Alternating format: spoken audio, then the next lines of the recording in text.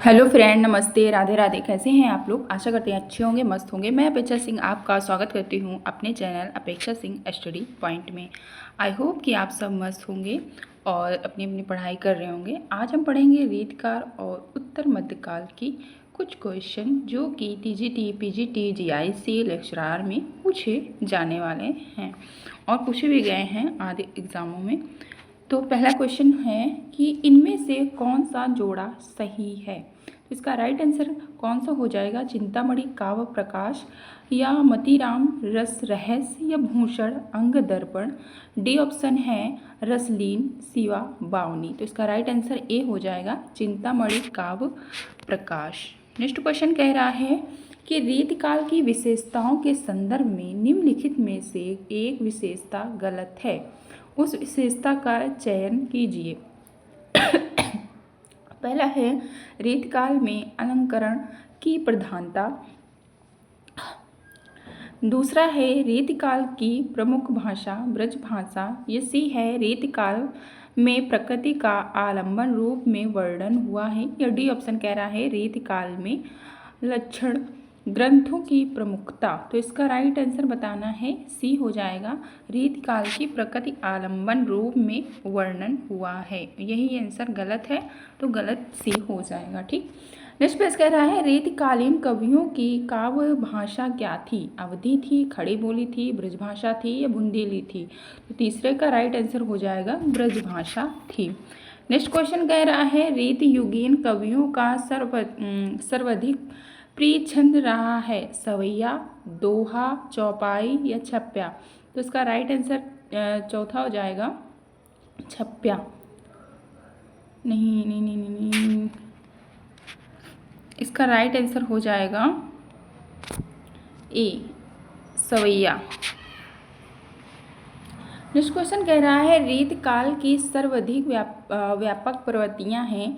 A option नायिका भेद और संहार से निवेचन। बी है अलंकार विवेचन, छंद विवेचन, शब्द शक्ति और काव्य गुण दोष विवेचन। तो 5 का राइट आंसर हो जाएगा ए नायिका भेद और संहार रस विवेचन। नेक्स्ट क्वेश्चन कह रहा है निम्नलिखित विकल्पों में रीतकालीन कवि कौन से हैं? नंददास, सूरदास, परमानंदास, छित्तर स्वामी। ये बी ऑप्शन कह रहा है बिहारी, मतीराम, घनानंद, भूषण। सी है मैथिली शरण दिनकर, श्रीधर पाठक, सोहन लाल द्विवेदी।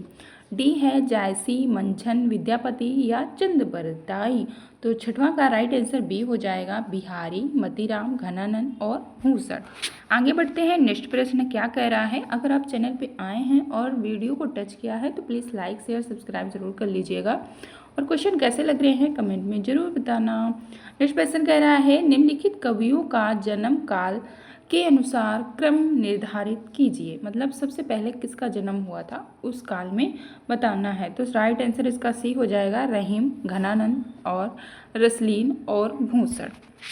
आगे बढ़ते हैं। नेक्स्ट प्रश्न कह रहा है कि आचार्य रामचंद्र शुक्ल ने रीतकाल का समय माना है।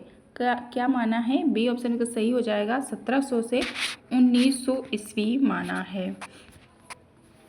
फिर है नवा प्रश्न रीतकाल का समय सीमा क्या है? तो रीतकाल का समय सीमा क्या होगा? बी 1700 से 1900वीं ईस्वी तक। नेक्स्ट प्रश्न कह रहा है कि आचार्य रामचंद्र शुक्ल ने उत्तर मध्यकाल को क्या नाम दिया था? सिंहार काल, अलंकृत काल, रीतकाल या मध्यकाल? तो 10वां का राइट आंसर सी हो जाएगा रीतकाल दिया था। नेक्स्ट प्रश्न कह रहा है कि हिंदी रीति ग्रंथों की परंपरा चिंतामणि त्रिपाठी से चली, अतः रीतकाल का आरंभ उन्हीं से मानना चाहिए। या कथन किसका है?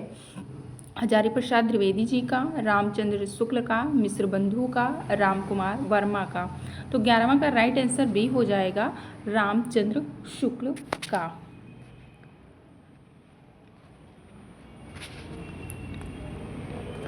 आगे बढ़ते हैं। नेक्स्ट प्रश्न क्या कह रहा है? रीतकाल को कला काल किसने कहा था? आचार्य विश्वनाथ मिश्र प्रसाद मिश्र ने। बी ऑप्शन कह रहा है डॉक्टर रामाशंकर शुक्ल रसायल ने, सी ऑप्शन कह रहा है मिश्र बंधु ने, डी कह रहा है आचार्य रामचंद्र शुक्ल जी ने। तो 12वां का राइट आंसर हो जाएगा डॉक्टर रामाशंकर शुक्ल रसायल जी ने कहा था रेत काल को कला काल। आगे बढ़ते हैं। 13वां प्रश्न कह रहा है इनमें से किसने आदिकाल को जय काल तथा रीतिकाल को कला काल कहा है? डॉक्टर ग्रीसंस ने, डॉक्टर रामशंकर शुक्ल रसायल ने, डॉक्टर इंद्रनाथ मदान ने, आचार्य नंदुलारे वाजपेयी ने। तो डी, इसका राइट आंसर डी हो जाएगा, डॉक्टर रामशंकर शुक्ल रसायल जी ने कहा था। नेक्स्ट प्रश्न कह रहा है रीतिकाल को संहार काल कहा है?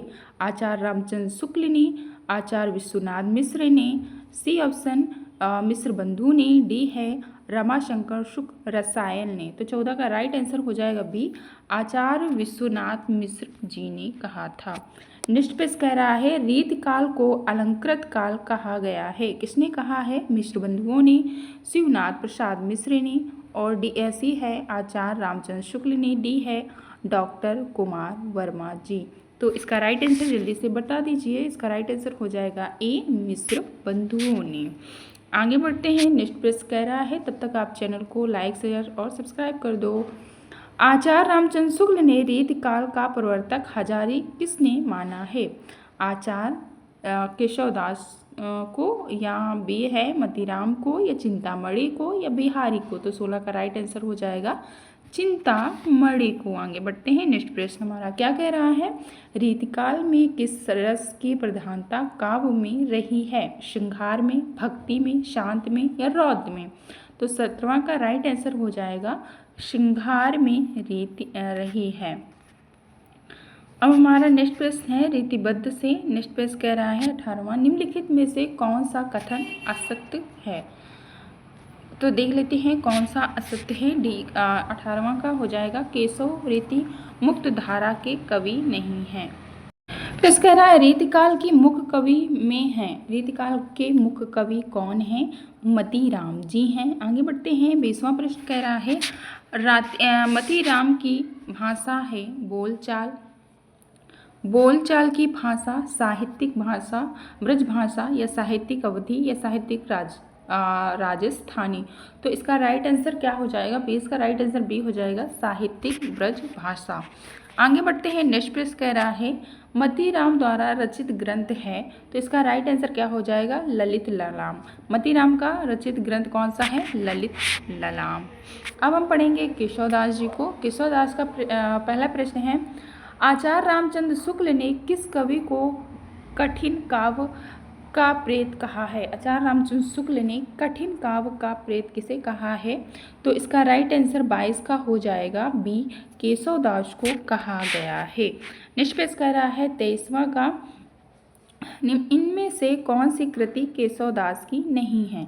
रामचंद्रिका की, या रसिक प्रिया की, या अनेकार्थ मंजरी की, या विज्ञान गीता की। तो इसका राइट आंसर 23 का सी हो जाएगा अनेकार्थ मंजरी की।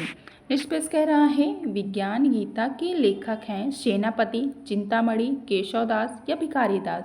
तो 24 का राइट आंसर सी हो जाएगा केशवदास।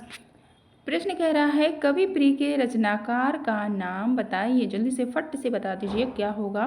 तो 25 का राइट आंसर बी हो जाएगा केशवदास। नेक्स्ट पेश कह रहा है हिंदी की रस रीति परंपरा का प्रस्थान ग्रंथ है, तो इसका क्या होगा? परंपरा का प्रस्थान ग्रंथ कौन सा हो जाएगा? तो इसका राइट आंसर 26 का ए हो जाएगा रसिक प्रिया केशवदास जी। नेक्स्ट प्रश्न कह रहा है केशवदास को किस वर्ग में रखना समीचीन है? तो किस वर्ग में इनको रखना समीचीन है? रीतिबद्ध कवि में। नेक्स्ट प्रश्न है हमारा कि रामचंद्रिका के कवि कौन हैं? रामचंद्रिका के कवि हैं केशवदास जी। आगे बढ़ते हैं। नेक्स्ट प्रश्न कह रहा है रीतिकालीन कवियों में कठिन काव्य का प्रेत किसे कहा जाता है? तो कठिन काव्य का प्रेत किसे कहा जाता है? केशवदास जी को कहा जाता है। आगे बढ़ते हैं। नेक्स्ट प्रश्न क्या कह रहा है भूषण का वास्तविक नाम क्या था? तो भूषण का वास्तविक नाम घनश्याम था। आगे बढ़ते हैं। प्रश्न आपको कैसे लगे हैं प्लीज़ कमेंट करके ज़रूर बताना। भूषण रीतिकाल की किस काव्यधारा के कवि हैं? भूषण जो हैं, जो रीतिकाल के कवि हैं, वो किस काव्यधारा के कवि हैं ये बताना है। तो इसका राइट आंसर क्या हो जाए? प्रश्न है इनमें से कौन सा ग्रंथ केशव का नहीं है? तो कौन सा नहीं है? भाषा भूषण नहीं है। आगे बढ़ते हैं। नेक्स्ट प्रश्न कह रहा है कि रामचंद्रिका किस कवि की कृति है? पद्माकर की, देव की, केशव की या बिहारी की? तो इसका राइट आंसर हो जाएगा सी, केशव की। आगे बढ़ते हैं। नेक्स्ट प्रश्न कह रहा है कि किस रचना को छंदों का अजायब घर कहा गया है? तो 32 का राइट आंसर हो जाएगा रामचंद्रिका को अजायब घर कहा गया है। किसको? छंदों के अजायब घर किसको कहा गया है? रामचंद्रिका को कहा गया है। नेक्स्ट प्रश्न कह रहा है जहांगीर जसचंद्रिका के रचनाकार कौन है? जहांगीर जसचंद्रिका के रचनाकार कौन है? तो इसका राइट आंसर हो जाएगा आचार्य केशव जी हैं। नेक्स्ट प्रश्न है कि हिंदी साहित्य में निम्नलिखित पंक्तियों किसके द्वारा लिखी गई हैं?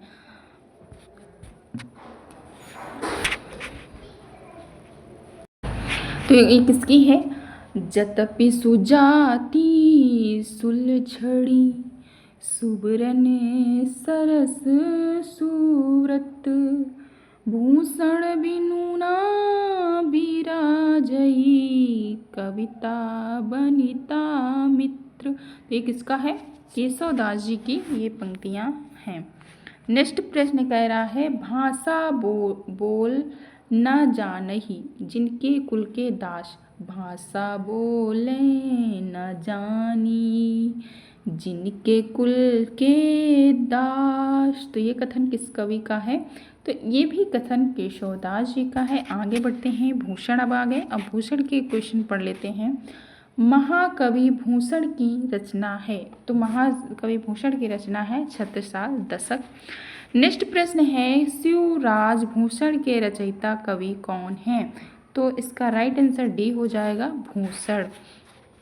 नेक्स्ट प्रश्न है शिवा को बखानो के बखानो छत्रसाल को में शिवा का क्या अर्थ है? तो इसका राइट आंसर हो जाएगा शिवा जी। नेक्स्ट प्रश्न है भूषण के ग्रंथों में अलंकार निरूपक है? शिवा बावनी, शिवराज भूषण।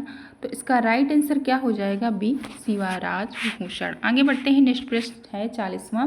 शिवराज भूषण ग्रंथ में किसका विवेचन मिलता है? तो इसका राइट आंसर सी हो जाएगा अलंकार का मिलता है। हमने वहाँ से गलत पढ़ लिया था और आगे पहले नहीं पढ़ा था, तो मैंने यहाँ से अब लिया है। भूषण का वास्तविक नाम क्या था?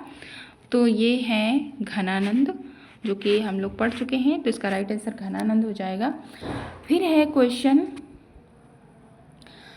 भूषण रीतिकाल के किस काव्यधारा के कवि हैं? तो भूषण रीतिकाल के किस काव्यधारा? तो इसका राइट आंसर ए हो जाएगा रीतिबंध काव्यधारा। नेक्स्ट प्रश्न है भूषण को कवि भूषण की उपाधि किसने प्रदान की है? तो भूषण को भूषण की उपाधि मतलब उनको भूषण किसने कहा था ये बताना है। तो इसका राइट आंसर सी हो जाएगा सोलंकी राजा रुद्र ने कहा था।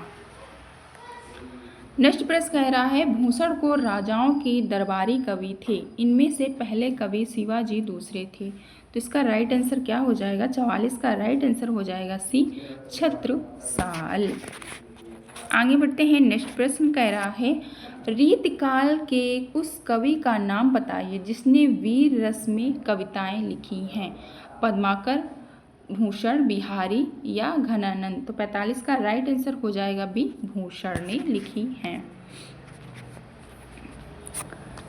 नेक्स्ट प्रश्न कह रहा है रामचंद्रिका शुक्ल ने अपने हिंदी साहित्य के इतिहास ग्रंथ में इनमें से किस कवि को हिंदू जाति की का प्रतिनिधित्व कवि कहा है? तो किसको कहा है? 46 का राइट आंसर ए हो जाएगा भूषण को कहा गया है हिंदी साहित्य का इतिहास ग्रंथ का हिंदू जाति का कवि।